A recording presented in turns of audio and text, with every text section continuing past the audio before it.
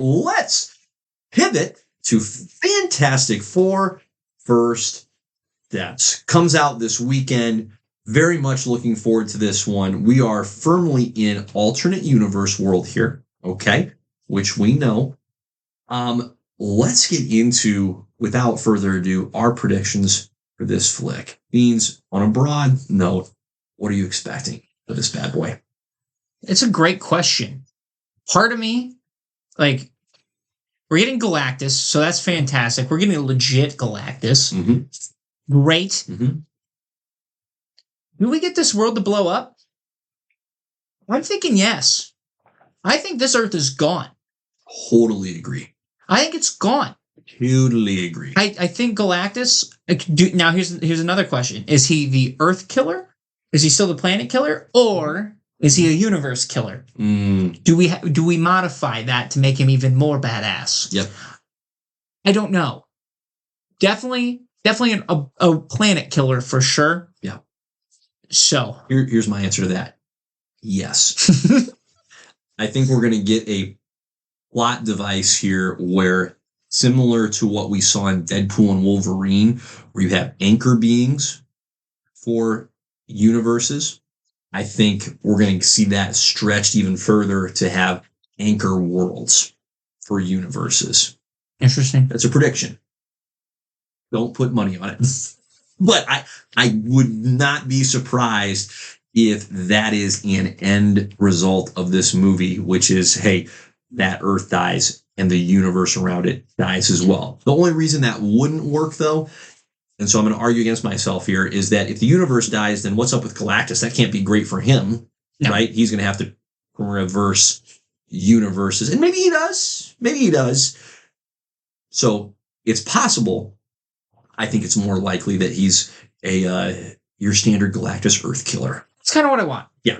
I can see him winning, the Fantastic Four escaping into an alternate reality, or maybe they get caught up by the timekeepers or whatever. Sure. Here's a question though, because we're talking about anchor beings and stuff. Who's our anchor being in this world? Sure. I think Reed is the obvious answer. I want to say Doom. To be different. I want to say Doom. That's a great question. I don't have a great answer, but I love the question. I'm going to have to ponder it in the days ahead. Follow up. Do we get Doom? We should. I think we should too. We should. They just haven't shown it. Yeah. He's so essential to the origin itself. I think it would be heinous for him to not even be mentioned or involved whatsoever with this movie. So. Yeah, we legitimately should. And I could understand if the powers that be, and Marvel, for all of their foibles, has the misdirection game really dialed in the sense of if they don't want to show you something, Red Hulk, oops, you did. They won't. And I think it's extremely, extremely possible that Doom is in this movie, not in a extraordinarily critical way, okay, where it's been fully hidden, but I don't think there's any question that a Victor Von Doom character is in this movie, should be in this movie, and should have a part to play. And to your point, I love the idea of him as an anchor being gets eliminated. This world's version of Victor Von Doom gets eliminated. I would be totally on board with that. Yeah. But this movie has been, from a production perspective, so tight-knit, so closed on the overall cast. Like, I'm looking at IMDb right now, and the listed cast, okay, is so small. It's everybody that we know, the Fantastic Four, Galactus, and Silver Surfer. And then there are another 6 names listed. I'm going to say they did confirm Mole Man. Right. Mole Man's confirmed. Right. We did see Giganto in one of the trailers. Sure. So we have Mole Man and his minion. Yep. Fantastic. Yeah. I am. Guess what? It's going to be so much fun. It will be. It's going to be so much fun. It's great. It's a great Fantastic Four villain. Well, and I love that we're getting new villains for the Fantastic Four because it's always been Doom, and Doom is fantastic, but there's more than just Doom. Correct. So to have Galactus and legit Galactus, not a cloud, for the love of God, we have legit Galactus, boots on the ground. We're in business here. Totally agree. We are. Yep. So. Yep. No. Yeah. Totally agree. Totally agree. Okay. So final predictions here for the movie. We both agree their world is toast. Gone. Correct? Yep. Dead. Gone.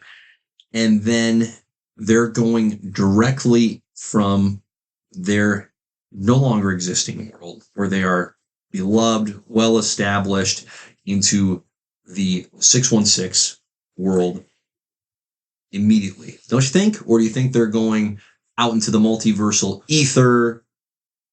What's your perspective? I feel like that's too easy.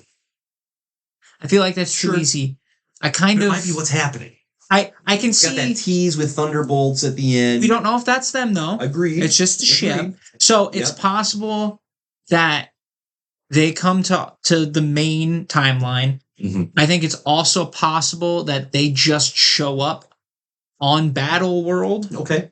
You know? And that's their introduction, is they just meet everybody else there. I can see that being a thing. If it's Victor Von Doom and he's the main guy, who's he messing with first? It's Reed Richards. He's going after Reed. He knows if anybody's going to take him off the board, it's going to be Reed Richards. So I can see him going after that elimination right off the get-go. So I'll be curious. I just... Because then, in a sense, they are playing the role of the Hulk in Infinity War. Where it's like, oh, hey, this is coming, blah, blah, blah. Done. And... I don't know. Galactus. Right, and I don't know how I feel about that being their role in this one. So I don't know if it's that. I think it'd be hilarious if it was Deadpool and Wolverine that they get introduced to first. But see, and they're on their own world right now too. And that's where I'm like, okay, those two didn't cross over with the main universe outside of the one little scene that Deadpool had trying to be an Avenger. So where does this play in? I think you keep them separate, personally. I think you're just rehashing the same old if you're bringing them to Earth to warn everybody else that Doom's coming. You know what I mean? Yeah.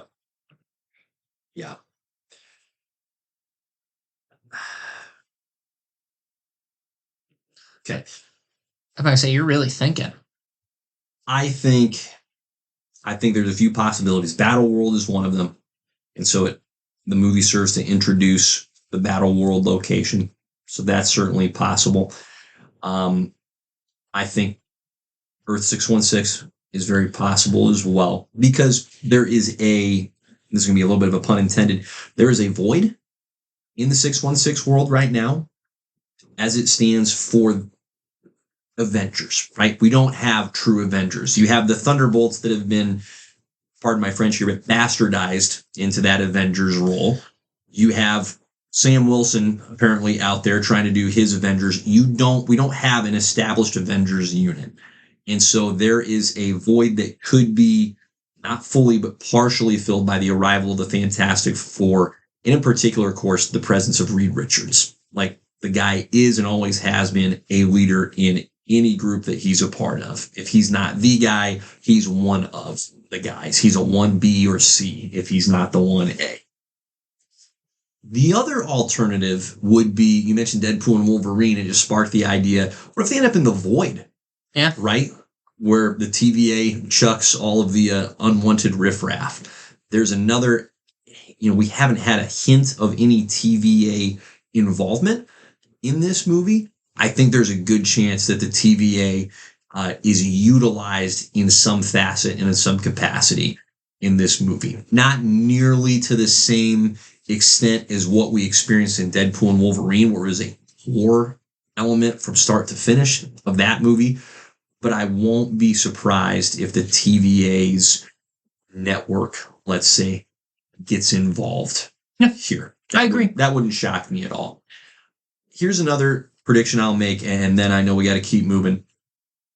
I believe that this movie whatever its strengths and foibles will be, I think that we are going to come away from this movie pleased and looking forward to more from the casting of the 4 core characters of Reed, of Sue, Johnny, and Ben.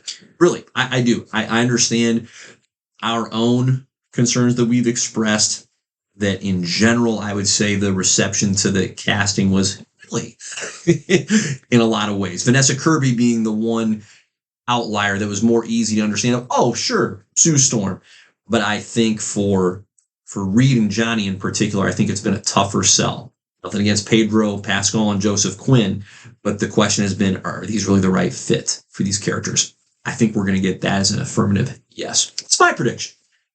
I am not going into this movie with the expectations that I had for Superman.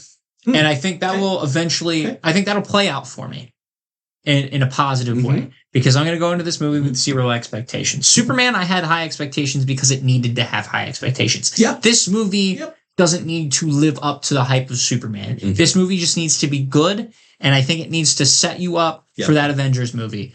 I think it's too on the nose for it not to be. With it being the Fantastic Four, and we're going into Doomsday. Right off the get-go. I think it's just stupid, frankly, to not just have those two connect in some way, shape, or form. The dynamic between Reed and Doom is too deep, too critical, too important to not have those two connect in some way, shape, or form. By the end of this movie. I think it would be brilliant. Personally, I know we already talked about it coming to Battle World. I think it would be brilliant if Reed actually, so the planet blows up, they fail, they think they're about to die, close their eyes, they're on Battle World, they don't know how. And now Reed has to live with the fact that the only reason him and his family are alive is because of Victor Von Doom. I think that's too sweet to not have that be your connection there. So, yeah, it's interesting. It's very interesting. The fact that this is in its own universe too. There's more cards you can play. There's no limits here. You kill that planet, guess what? We're okay. We come into Secret World, or we come into Doom World, or Doom. Freaking whatever. Either way, you know what I'm talking about. We get into the multiverse, and then the multiverse combines into one, and then guess what? Afterwards, we get our soft reboot that everybody wants. So, my expectations are very medium. Good place for it to be. I'm not sold. I'm not sold yet. And that's okay. I'm not going to try and sell you. I'm going to let the movie do the selling.